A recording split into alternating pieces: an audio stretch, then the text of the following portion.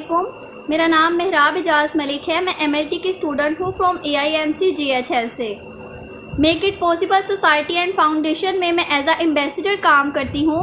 Power of Pakistan news agency के channel से हमने इस अवेयरनेस का आगाज़ किया है कि लोगों को बीमारियों से कैसे बचाया जा सकता है। आज मैं यहाँ आपसे हेपेटाइटिस वायरस के बारे में बात करूँगी कि हेपेटाइटिस बीमारी है क्या।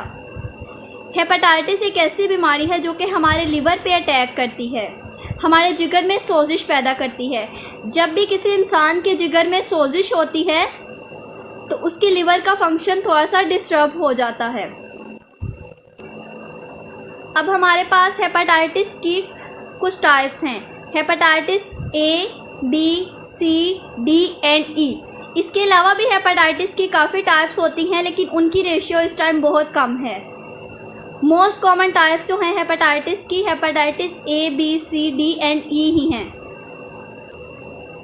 अब हमारे फर्दर हेपेटाइटिस की 2 टाइप्स आती हैं, acute hepatitis and chronic hepatitis.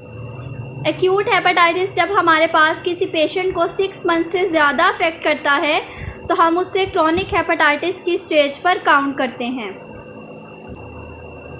अब हम बात करेंगे कि हेपेटाइटिस बी फैलता किस तरह है।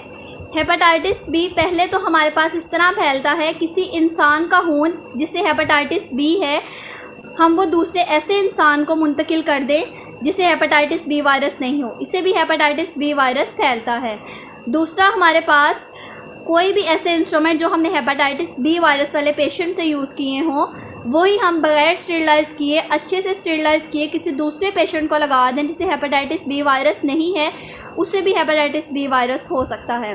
तीसरा, हमारे पास किसी भी जिनसी ताल्लुक़ से, मसलन के मर्द या बीवी का कोई भी जिनसी ताल्लुक़ हो, उससे भी हेपेटाइटिस बी वायरस फैलता है। ऐसे ही कोई किसी माँ से बच्चे को हेपेटाइटिस बी वायरस हो सकता है। एक बात मानूँ कि हेपेटाइटिस बी वायरस कभी भी माँ का बच्चे को दूध पिलाने से नहीं हो सकता। दूध पिलाने से कभी भी हेपेटाइटिस बी वायरस नहीं फैलता। इस तरह होता है कि कोई भी बच्चे की पैदाइश से पहले अगर माँ को हेपेटाइटिस बी है तो उससे बच्चे को मुंतकिल हो सकता है।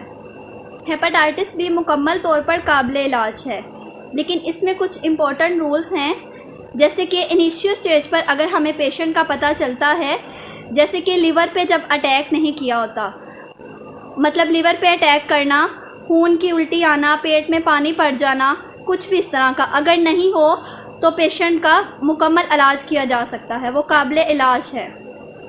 अगर हेपेटाइटिस पास पेशेंट के लिवर पे अटैक कर जाता है, जैसे कि उल्टी आ जाना, खून की उल्टियाँ आना, उसके अलावा पेट में पानी पड़ जाना, इस तरह की स्टेजेस पर इलाज तो किया जाता है पेशेंट का, लेकिन पेशेंट क्योर नहीं होता, मतलब मुकम्मल तौर पर उसका इलाज नहीं किया जा सकता।